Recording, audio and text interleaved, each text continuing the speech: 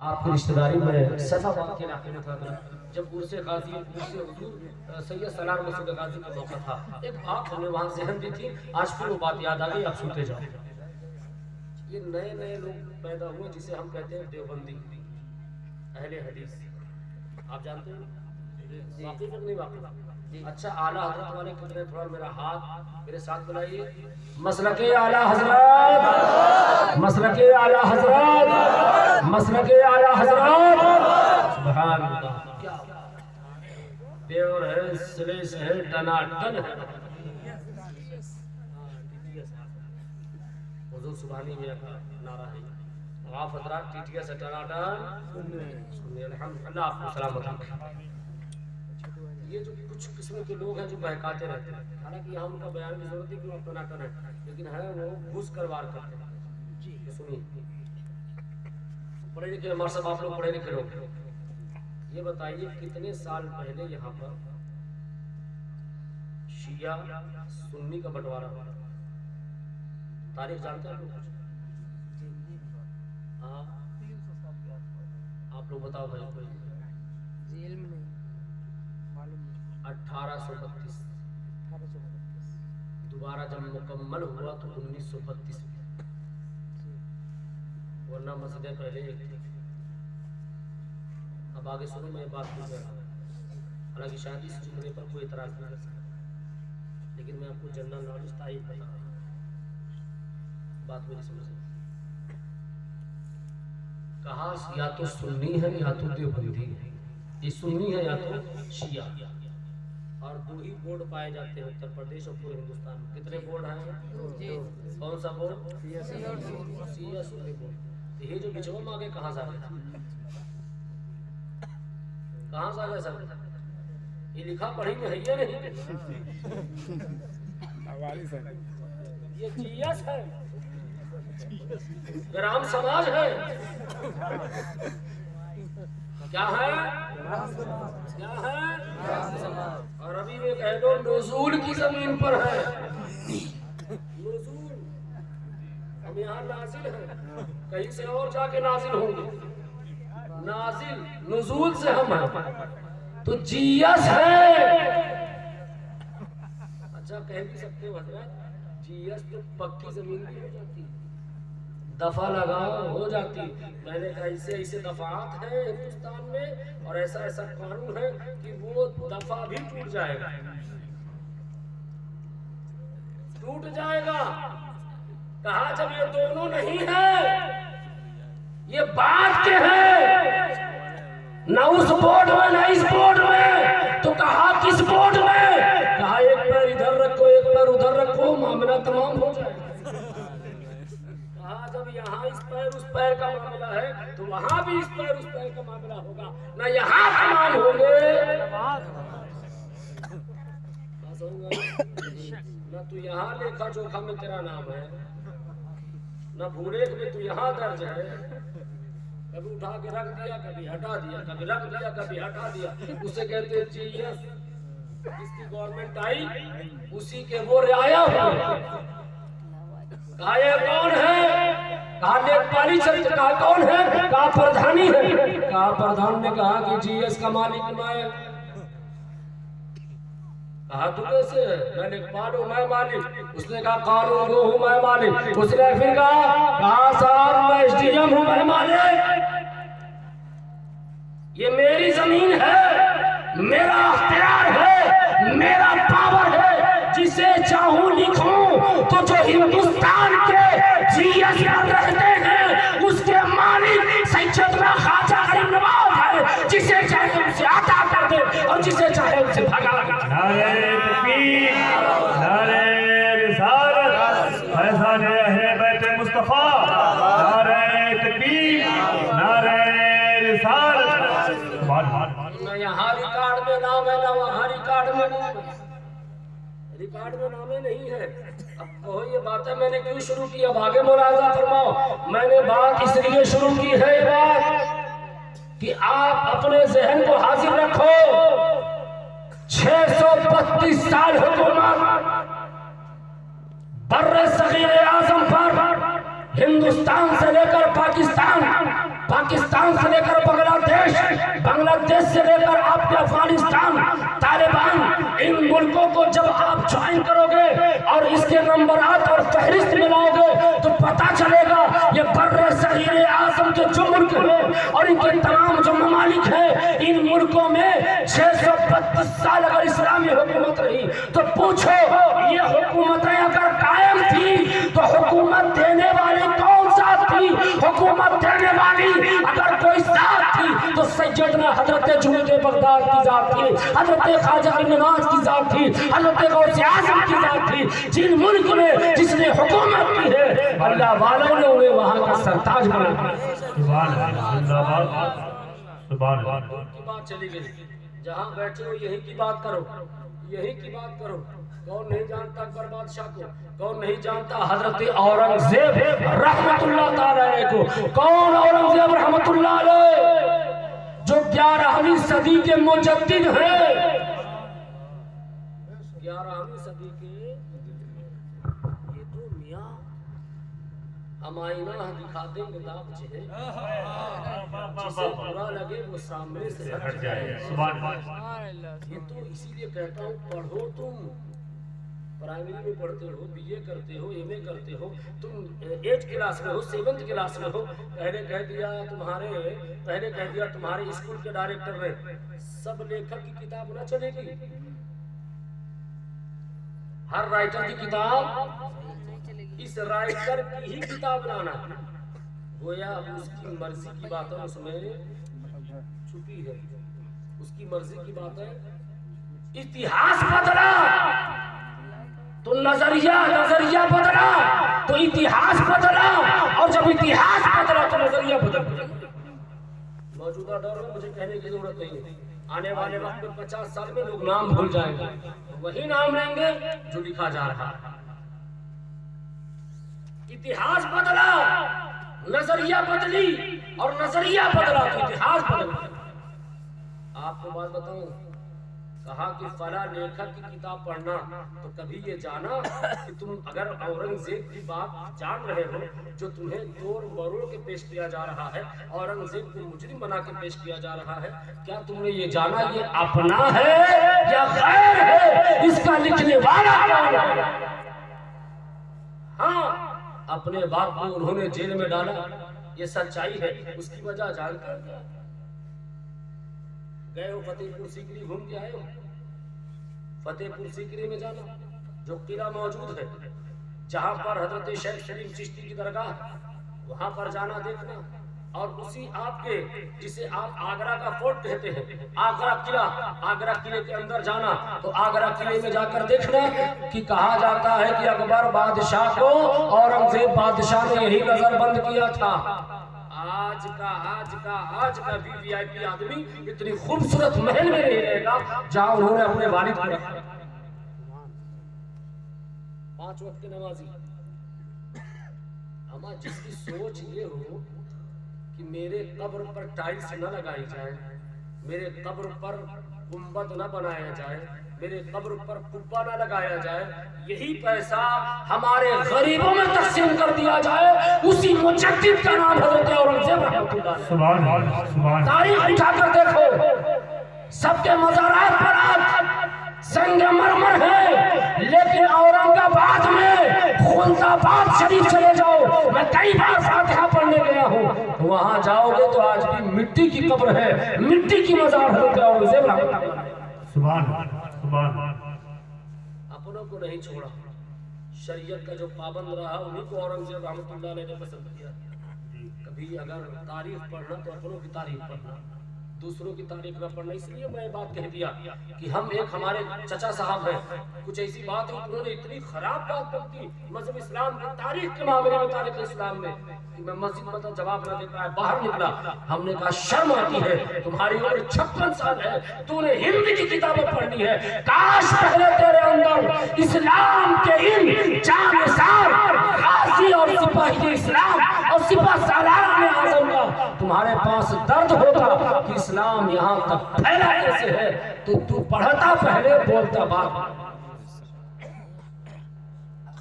पढ़ो पहले, पढ़ना तो अपनों की किताब पढ़ना, गैरों की किताब इसलिए कहा जाता है जब आपको असलहा चलाने ना आए तो असलहा ना रखो घर में, वरना बजाय दूसरे को वार करने के खुद ही शूट कर लोगे, अपने मरमरा जाओगे। इसलिए दूसरों की किताबा घर में मत रखो, वरना मुताला करोगे तो हराम और हलाल का फर्क ना है, बल्कि तुम बेईमान हो जाओगे और काफिर होकर मरोगे अगर उन पर अमल कर लिए तो। इसलिए पहले ये जानो घर में किताब कौन सी पढ़ रहे हैं और किसकी लिखी किताब पढ़ रहे हैं। हज़रत इमाम किसाई रहमतुल्लाह, मैं ये बात बता रहा था, बात रुक गई और अब आगे बात चलाना पड़ेगी, इसी पर खत्म करूंगा बात कि मैंने ये कहा कि जीएस वाली बात था, और फिर हमने ये भी कहा नाम इनका ना था, दो ही बोर्ड थे, सुन्नी बोर्ड और शिया बोर्ड। अच्छा ये बताओ औरंगजेब बादशाह से पढ़कर कोई बादशाह था जिसने एक एक आलिम नहीं चिन्ह 5,000 मुफ्तियाने किराम को चला, एक मदरसा नहीं सैकड़ों मदरसे जो चलाते थे। वो अपनी परेशानी किसे कहते थे मालूम है? सैयदना हजरत ख्वाजा नवाज की। अब बताओ वो अक्लमंद थे कि आज का देवबंदी अक्लमंद, जो पूरे हिंदुस्तान के लोग कांपते थे, नाजायज और हराम काम करते, शराब पीते, वो न हो औरंगजेब पीछे से ना आ जाए। वो हैबत तारी थी लोगों पर। आज उसका शौहर से उसकी बीवी तो कांपती नहीं है और कहता है मजाक बजाने से पहले। बीवी तो मारती है जो लट्ठा पैर से नीचे गिर जाता है। शिकायत आती है खानकाह से, हुजूर तकरीर कर दीजिए, बीवी कहने में नहीं है। हमको मेरी तकरीर से तेरी बीवी वफादार हो जाएगी। हमका और दिन 4-7 बजे सो को उठ, नाजायज हराम काम कर, तब तेरी बीवी और भी इज्जत करेगी। बेटा नहीं सुन रहा है, हजरत तकरीर आज माँ बाप की शान में करिएगा ताकि बेटा सुधर जाए। उन्हें सुधरने वाला काम है कहाँ किया? कभी 9 साल 10 साल की उम्र में बेटे को लेकर गए फजर में नमाज पढ़ाने, कभी 5 वक्त लेकर गए मस्जिद नमाज पढ़ाने, कभी खड़े होकर खाना खाया, आपने टोका कि बेटा खड़े होकर खाना क्यों खा रहे हो? वही बच्ची जो माँ को मोबाइल के लिए मारती, आज के दौर में माँ मोबाइल चला रही है, माँ सो गई 10 बजे 11 बजे रात 3 बजे रात तक उसकी बेटी मोबाइल चला रही है। मामला आगे बढ़ा, मोबाइल के लिए माँ ने मना किया तो माँ ने मार खाया है। 9 टाके चले हैं माँ को। वजह क्या पता है? माँ खुद बेनमाजी है, बेटी भी नमाजी है, बाप भी नमाजी है। यही वजह है घर के हालात आज सब बिगड़ रहे हैं। पूछो औरंगजेब से, पूछो इन बड़े बड़े बादशाहों से कि ये बुजुर्गों की बारगाह में किस लिए जाते थे? कहाँ बादशाहत मांगने, कहाँ मिलती थी, कहाँ बादशाहत मिलती थी? तो पता चला उस वक्त के सबसे बड़े मुजद्दिद, सबसे बड़े बादशाह बुजुर्गों से मांगते थे और अल्लाह बुजुर्गों के सदक़े में देता था। और आज का मौलवी कहता है ना मांगो, तो उनकी माने या इनकी माने? तो पता चला हम उनकी माने।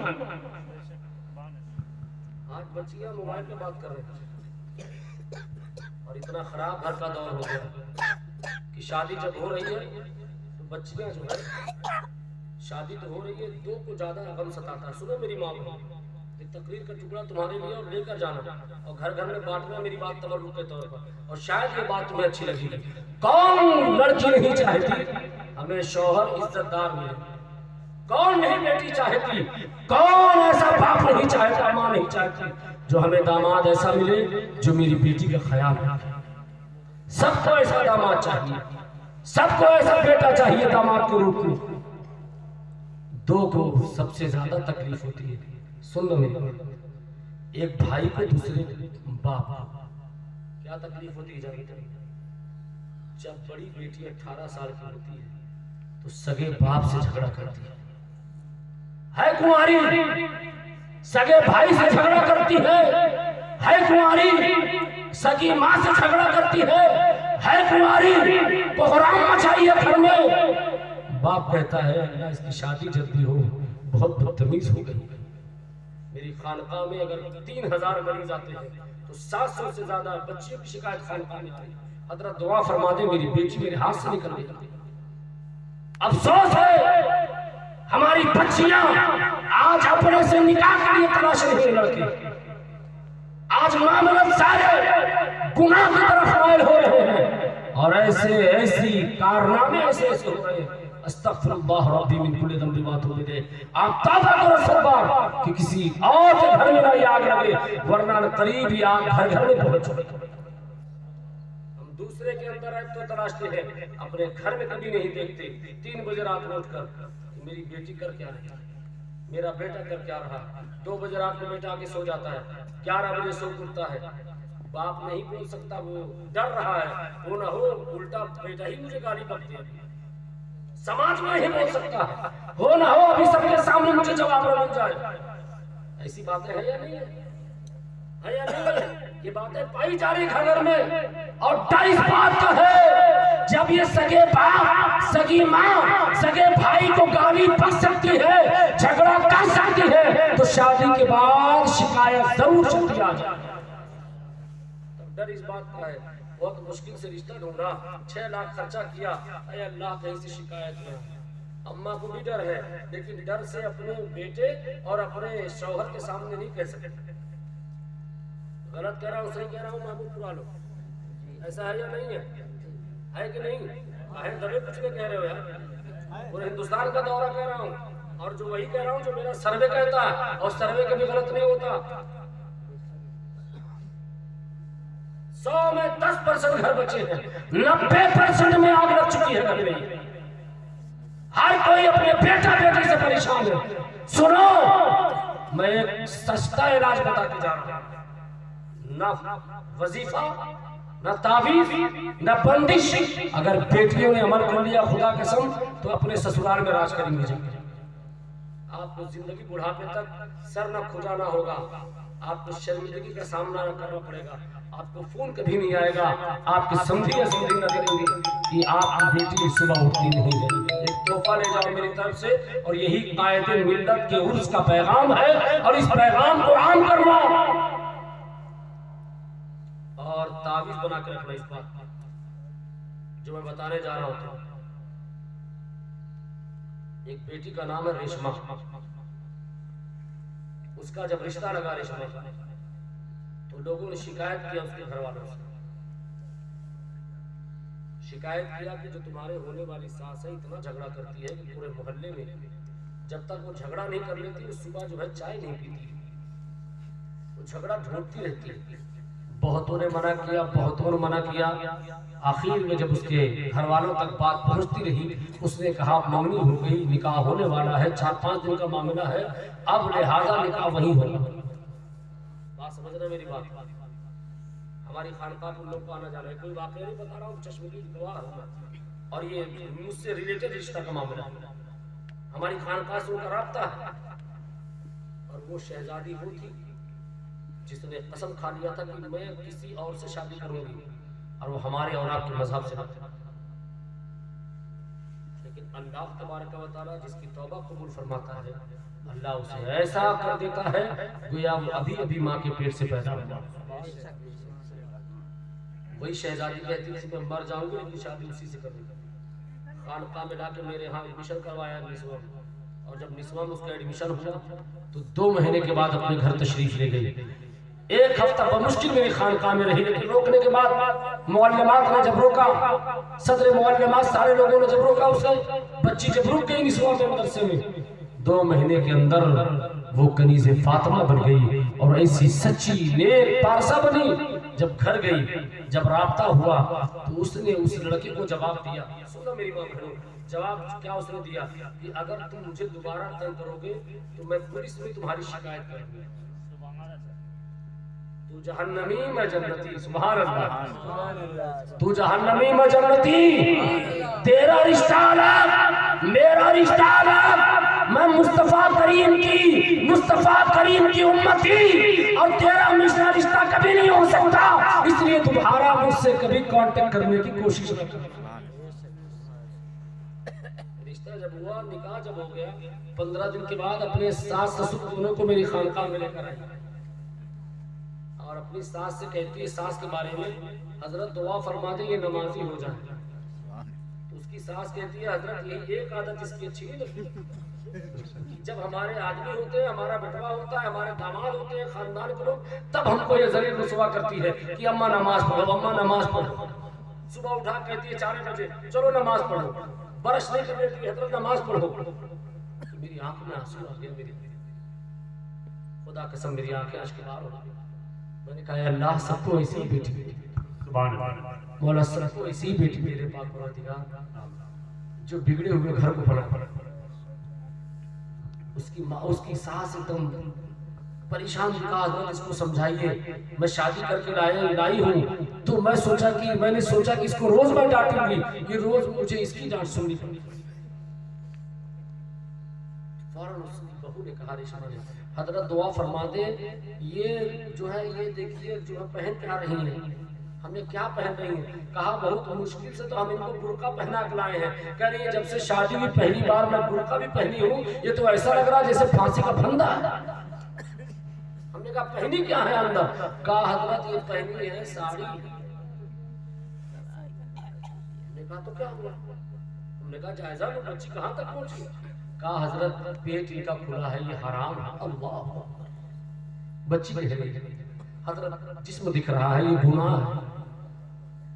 तब तक शौहर ने कहा कि हजरत दुआ फरमा दे, ये साड़ी नहीं बल्कि सलवार सूट पहने, हम नमाजी हो जाए। हमने कहा जाओ अल्लाह तुम सबको नमाजी बना दे।